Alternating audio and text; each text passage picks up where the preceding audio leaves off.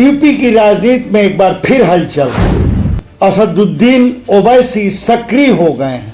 2027 विधानसभा चुनाव से पहले एआईएमआईएम नई तैयारी शुरू कर दी है और इसकी शुरुआत हो रही है बहराइच के मटेरा विधानसभा क्षेत्र से।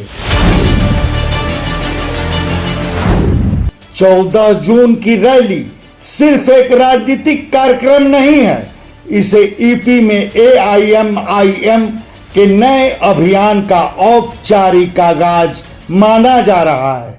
सवाल है, क्या यह सिर्फ शोर है या सियासी समीकरण बदलने की तैयारी?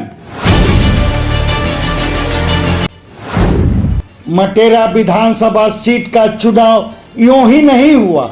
यह सीट मुस्लिम, यादव, ओबीसी और दलित वोटरों की बड़ी आबादी वाली है और लंबे समय से समाजवादी पार्टी का मजबूत गढ़ मानी जाती है। यानी ओवैसी की सीधे सपा के किले पर दस्तक। –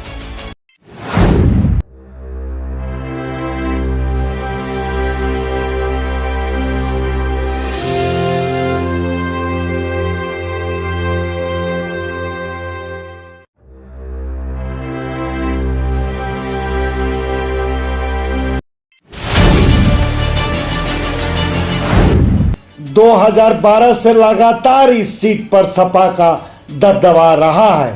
पहले यासर शाह, फिर मारिया शाह, मगर अब एआईएमआईएम यहीं अपनी राजनीतिक जमीन तलाश रही है।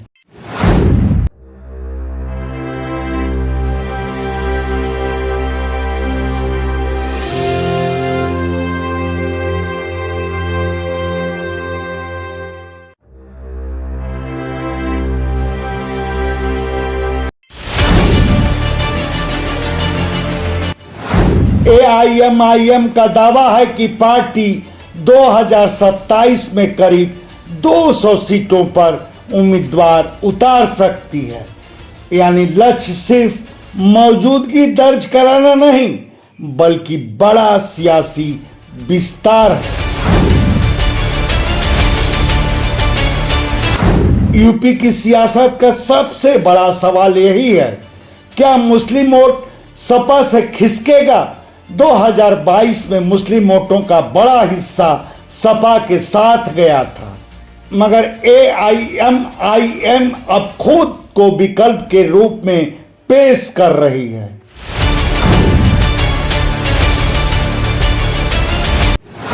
एआईएमआईएम का आरोप है कि दशकों तक मुस्लिम वोट लेने वाली पार्टियां जमीनी विकास नहीं की। पार्टी इसी असंतोष को समर्थन में बदलने की कोशिश कर रही है।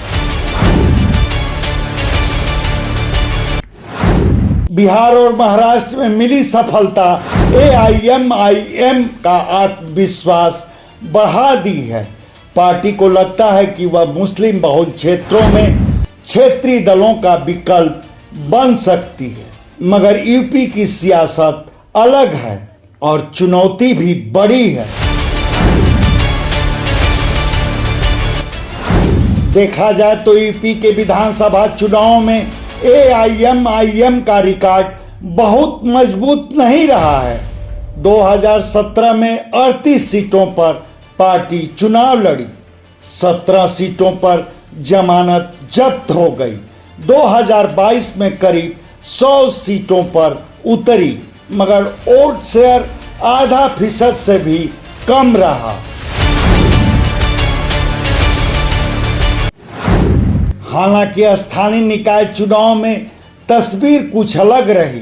पार्टी कई सीटों पर जीत दर्ज की, यानी संगठन मौजूद है, मगर विधानसभा चुनाव में उसे वोट में बदलना सबसे बड़ी चुनौती है।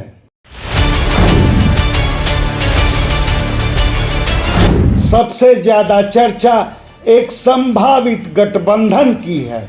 अगर मुस्लिम और दलित वोट किसी मंच पर साथ आते हैं तो कई सीटों का गणित बदल सकता है, मगर क्या मायावती ऐसा जोखिम लेंगी? यही सबसे बड़ा सवाल है। वैसे सियासी गलियारों में एक और चर्चा है, क्या AIMIM और आज़ाद समाज पार्टी कभी साथ आ सकते हैं? फिलहाल इसके कोई संकेत नहीं है, मगर सियासत गुंजाइशों का खेल है।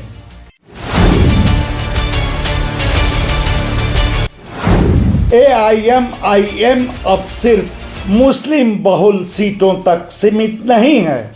इटावा जैसे सपा के मजबूत क्षेत्रों में भी अभियान शुरू हो चुका है, यानी लड़ाई अब सीधी दिखाई दे रही है।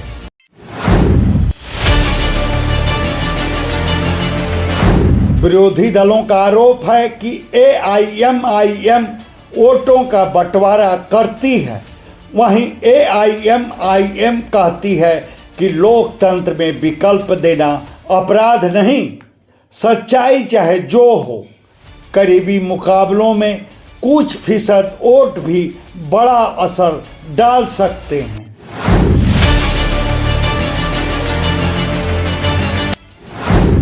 ओवैसी जानते हैं 2027 में सरकार बनाना आसान नहीं है, लेकिन अगर AIMIM 3 से 5% वोट शेयर तक पहुंच गई तो EP की सियासत में उसकी भूमिका बदल सकती है।